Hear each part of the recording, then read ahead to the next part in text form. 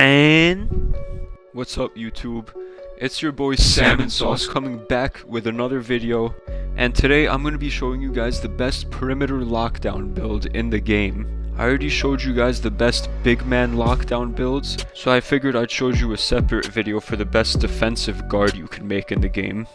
Everyone this year is making playmaking shot creators, nothing else. You want to make something different. You want to be able to make a player that can lock up those playmaking shot creators, and that's exactly what this build is. So you're going to be well equipped to guard the most common build in the whole game. Hit that like button, subscribe, and turn on notifications. I've got plenty of more content coming for you guys. I'm going to be making a point guard, but you can make it a shooting guard or even a small forward if you want. So let's get right into it. So there's only one pie chart that you need to be looking at, and that's this one right over here. The one that has playmaking and defense split 50-50. You want to pick this one because your ball handling is still really good, which is really important if you're a guard. And your shooting is way better as opposed to if you did full defense instead of this one.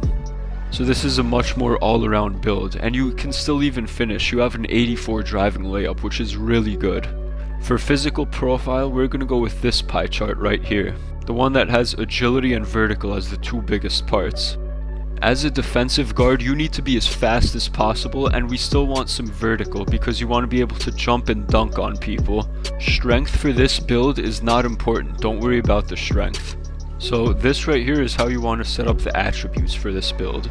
You want to max out your close shot, driving layup, and driving dunk, and then don't worry about standing dunk or post hook. You get 8 finishing badges, so you're going to be finishing in the paint really well. And then for shooting, max out all of the shooting attributes. This way, so you get 11 shooting badges, so you can make as many jump shots as possible. Then for playmaking, put your pass accuracy at a 77 and ball handle max it out to a 88. Your handles are going to be nasty, and you're going to get 16 playmaking badges. And then for defense, you want to max out everything except offensive and defensive rebound, because you're a guard and you don't need that. And you get 15 defensive badges by doing this. Your badges are spread out pretty evenly, so not only is this a really good lockdown build, it's a very good all-around build in general. Do whatever you want for body shape, and then for height, you have to go with 6'5".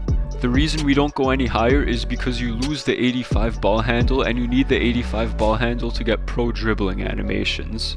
Also, if you go up to 6'6", that also starts affecting your shooting.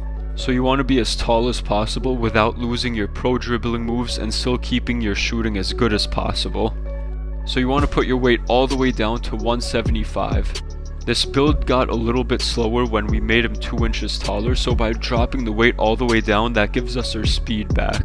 For the wingspan, you want to put it up by 1. You want to put it at 82.4. If you put it at 82.4, you don't get any negatives on any of your attributes. If you go higher, it starts messing up your ball handle and your shooting. And by putting it up just 1, you get a little bit of a boost on your finishing and on your steal. If you're worried about your shooting, you could go all the way down if you want to get that +3 on your shooting, but it messes up your driving dunk and it messes up some of your defense too. And I know you guys want to make a really good defensive build, so I don't think it's worth dropping the wingspan, so I think 82.4 is the best to have the wingspan at. Then for the takeover, you want to put the lockdown defender takeover on. Here's what you want to do for your finishing badges. You want to put Giant Slayer on gold and Pro Touch and Consistent Finisher on bronze, which are going to help you with your layups. And this is a good dunking build, so you want to put Contact Finisher on if you want to wipe your nuts across people's faces. For shooting, this is what I would put for now. If you have hot zones, definitely take off Corner Specialist and put it on hot zones instead. But if you don't have hot zones, then take off Hot Zone Hunter and put it on Corner Specialist. Catch and shoot threes from the corner are really going to be the only threes you're going to be able to make with this build, so that's why you got to put catch and shoot on.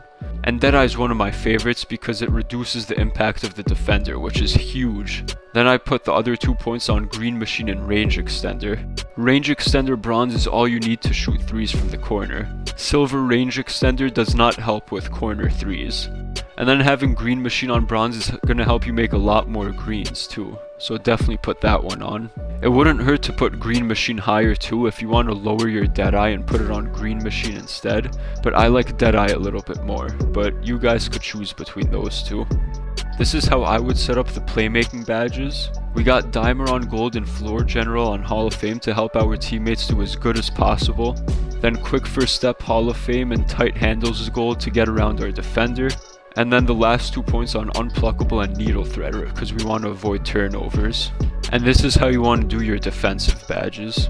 Chase Down Artist on Bronze because that's going to help you get those chase down animations. Clamps and Intimidator are the two most important defensive badges, so you have to max those two out. Heart Crusher has become one of the most overpowered badges in the game this year.